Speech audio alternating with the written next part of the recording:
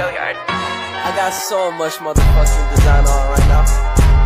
Break it down, bring it back, make it clap. I got 3 old thoughts, new block, where that thing. Bitches on my line, and you know.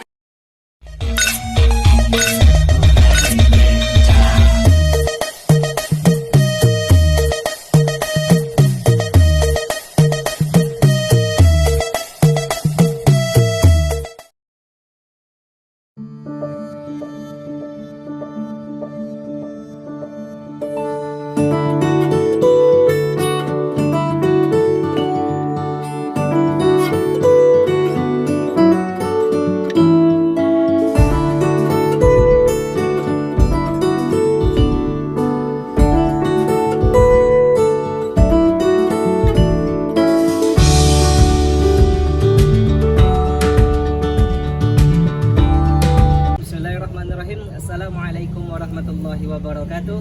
Teman-teman semuanya yang dirahmati Allah Subhanahu wa taala, pada kesempatan kali ini kami dari kelompok 5 akan mengerjakan tugas Al-Islam dan Kemuhammadiyaan, yaitu dengan mewawancarai salah seorang tokoh psikolog yang pada kesempatan ini kami bersama Ibu Arifati Ilma Lubis, SPC MPC Psikolog, yang mana beliau juga telah aktif dalam bidang psikolog dan beliau juga telah menyelesaikan S2-nya sebagai psikolog. Baik, untuk mempersingkat waktu langsung saja kami wawancarai beliau. Yaitu yang pertama ingin menanyakan Bu, sejak kapan Ibu memulai karir Ibu sebagai psikolog? Sebagai psikolog? Iya Bu. Oke, sebagai psikolog saya itu lulus di tahun 2021. Jadi pertengahan bulan Juli itu saya udah resmi, sudah disumpah ya, kalau sebagai psikolog itu disumpah sebagai psikolog 2021. Berarti udah sekitar hampir 2 tahun lah ya. Apa yang membuat Ibu yakin sehingga Ibu memutuskan memilih menjadi seorang dosen seperti saat ini? Oke, sebagai seorang dosen, awalnya sih saya nggak terpikir ya untuk menjadi dosen, pengennya fokus sebagai praktisi atau memberikan pelayanan psikolog gitu ya. Mungkin yang namanya hidup berubah gitu ya, ada aja pengalaman hidup, tiba-tiba terlintas pengen jadi ini, pengen jadi itu. Saya teringat pesan orang tua saya, almarhumah mama saya, seorang guru SMP sih, tapi mama saya itu memang mengajar agama Islam lah.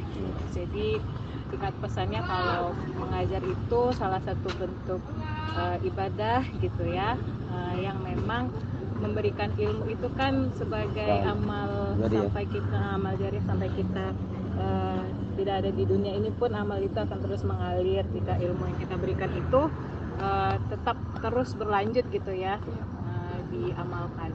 Nah, jadi ya ada kesempatan, namanya baru-baru lulus ya, di samping sebagai psikolog juga ada kesempatan di UMRI ya, saya coba apply, alhamdulillah rezeki, jadilah dosen di sini mengajar kalian-kalian. Bu, bagaimana tips Ibu agar konsisten dalam menekuni profesi sekarang ini? Oke, untuk konsisten ya, yang namanya konsisten tentu kita harus benar-benar meyakini diri kita mampu melakukan kewajiban kita gitu ya. Sebagai dosen juga apa kewajiban sebagai dosen? Mengajar. Tanggung jawabnya juga ada, selain mengajar ada juga melakukan penelitian, pengembangan ilmu kita, kemudian juga ada pengabdian juga kepada masyarakat, kita memberikan apa yang bermanfaat untuk orang lain gitu ya. Untuk konsisten ya benar-benar harus sadar tanggung jawab kita itu apa sebagai dosen. Kemudian juga ingat lagi niatnya awalnya gitu ya, sebagai dosen itu kita juga harus beribadah agar konsisten. Kalau kita udah yakin dengan niat kita, insya Allah konsisten kita akan melakukan pekerjaan kita gitu. Oke. Lagi yang ditanyakan? Baik Bu, selama Ibu menekuni menekuni profesi sebagai dosen, kendala apa yang menurut Ibu itu sangat sulit atau butuh waktu untuk mengatasinya? Oke. Kendala ya dalam pekerjaan yang sangat ini ya, yang sangat, kalau kendala banyak ya, tapi yang sangat saat ini benar-benar saya hadapi adalah bagaimana memanage waktu, skala prioritas gitu ya, apalagi masih baru punya anak gitu ya, masih kecil, di samping sebagai dosen juga sebagai ibu gitu ya. Mana nih yang harus didahulukan gitu. Terkadang ada pekerjaan kan, dosen kan bukan hanya mengajar gitu ya, ada kegiatan yang harus dihadiri gitu. Di samping itu anak rupanya lagi sakit kondisinya, nah itu yang memang masih bagi saya masih harus di manage gitu. Kendalanya di pembagian waktu aja, skala prioritasnya yang mana. Tapi insya Allah bisa dilalui. Sebagai dosen psikolog nih Bu, ada nggak tips buat anak muda untuk terus kreatif dan bekerja keras? Tips untuk kalian-kalian Ya, ya. untuk kami. Yang pertama, kenali diri dulu. Udah mengenali diri sendiri, masih proses ya, masih belajar mengenali diri sendiri. Kalau kita sudah tahu mengenali diri sendiri, kita akan tahu, oh aku punya potensi ini nih, aku minatnya di sini nih, aku gemar di sini nih. Gitu. Hobi, jalani hobi, jangan sampai hobi yang positif ya. Hobi yang positif itu jangan sampai tidak dilakukan hanya karena mungkin udah banyak banget tugas. Nah itulah manajemen waktu. Misalnya nih udah banyak nih aku ngerjain tugas lah, habis ini misalnya mau mancing gitu, biar refresh lagi gitu, atau misalnya bersepeda, main bola, terserah gitu. Nah itu salah satu bentuk mengenali diri juga. Kemudian kalau kita udah kenal diri kita harus tahu bagaimana cara agar kita bisa memberi manfaat ke orang lain gitu ya. Nah, memberi manfaat itu misalnya juga misalnya ada teman-teman yang perlu dirangkul, atau dalam hal misalnya secara emosional ya, mereka ada kurang semangat kuliahnya, mungkin bisa dikasih support, atau mereka lagi ada masalah gitu ya dari keluarganya atau masalah pribadi yang mungkin mereka butuh teman untuk cerita, dibantu gitu ya, ditemankan ya, terus juga ya hal-hal yang bermanfaat lah untuk orang lain gitu ya. Karena sekarang mungkin ya, kalau boleh saya cerita gitu ya, anak-anak sekarang ini sebenarnya punya kepekaan gitu, peka dia terhadap lingkungan, tapi gengsinya tinggi. Nah, peka gitu yang lain, tapi gengsinya tinggi. Nah itu yang harus coba ditinggikan lagi kepekaannya, gengsinya direndahin gitu. Nggak apa-apa kalau misalnya ngelihat ada orang lain gitu ya butuh bantuan, ya langsung aja gitu, langsung ditawarkan ada bantuan atau apa gitu. Apalagi anak-anak psikologi ya, diasah rasa kepekaannya gitu, kesadarannya gitu dengan orang-orang di sekitar kalian gitu ya. Itu sih anak-anak muda sekarang pesannya untuk kalian. Oke. Apalagi pertanyaannya? Dalam karir Ibu sebagai dosen psikolog, apa yang dapat dipelajari untuk masa ke depannya sebagai hal positifnya? Yang dipelajari ke depannya? Iya. Sebagai hal positif. Dosen psikolog ya. Ini ya. Kita dalam dunia psikologi ya, kalau tidak ada manusia kita tak berguna. Itu dia. Jadi selagi masih ada manusia, disitulah kita bisa memberikan manfaat ya, psikolog. Sebagai dosen, saya berharap sih untuk mahasiswa sekarang bisa lebih mengasah diri potensinya gitu. Walaupun kalau misalnya belum tahu nih potensinya sampai sekarang, ya itulah namanya proses belajar dan bertumbuh. Saya menekankan kita tidak harus ngikuti orang lain gitu. Itu tadi, coba kenali diri, nanti otomatis kalian akan tahu, akan bertumbuh. Proses itu harus bertumbuh, jangan belajar hanya cuman belajar aja gitu, tapi kalian juga harus bertumbuh. Jadi apa nanti ke depannya, harus tahu prospek ke depannya apa gitu sih. Kalau untuk mahasiswa, untuk dosen perlu?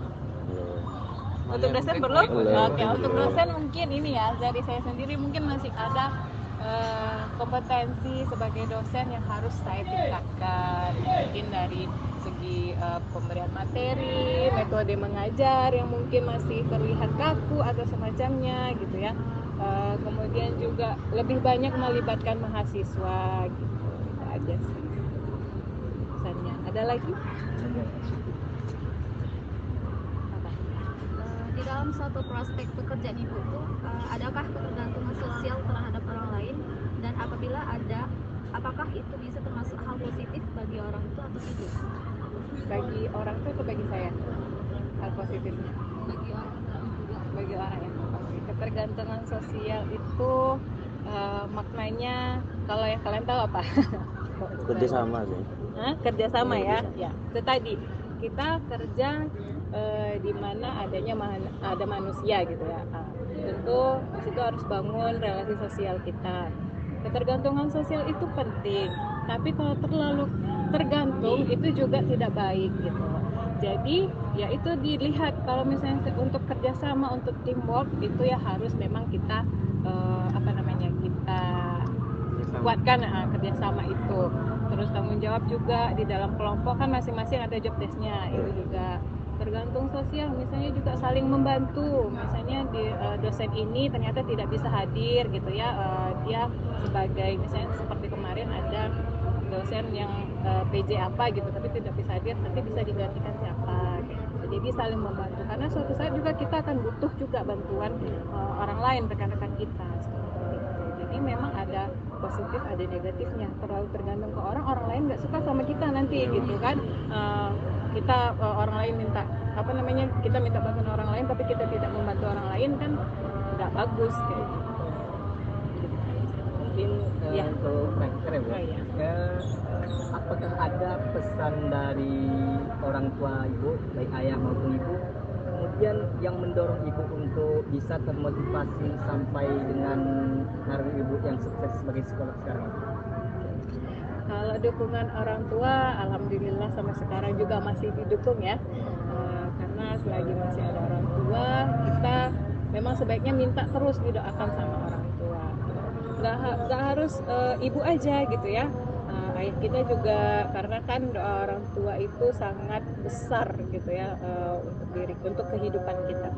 Kalau saya sih ibu saya sih, almarhumah mama saya itu yang memang benar-benar mendukung banget, dan itu jadi role model saya gitu. Walaupun sudah tiada, tapi itulah yang bisa saya teruskan gitu. Kalau ayah memang mendukung juga. Ayah saya sangat mendukung anak-anaknya, apalagi dalam segi pendidikan tuh harus sekolah. Tapi memang dibalikkan lagi ke kami gitu, para anaknya termasuk saya gitu ya, salah satunya minatnya di mana. Jadi orang tua saya alhamdulillah demokratis, selagi itu bermanfaat, minat saya juga di situ, ya udah dilanjutkan. Oke, Mungkin terima kasih juga Oh, Bu, udah. atas Oke, udah waktunya, selesai. Bu. Dan mungkin kita bisa mengambil kesimpulan bahwa apapun yang kita menjalani satu profesi, maka jalanilah semaksimal mungkin agar bisa kita sukses hingga dalam bentuk profesi yang kita inginkan tersebut. Dan kemudian tidak luput pula dari dukungan atau doa dari orang tua kita. Mungkin itu saja kesempatan kali ini bersama Ibu Ilma. Sampai jumpa di lain hari. Kami dari kelompok 5 mohon maaf apabila ada kesalahan. Assalamualaikum warahmatullahi wabarakatuh. Waalaikumsalam.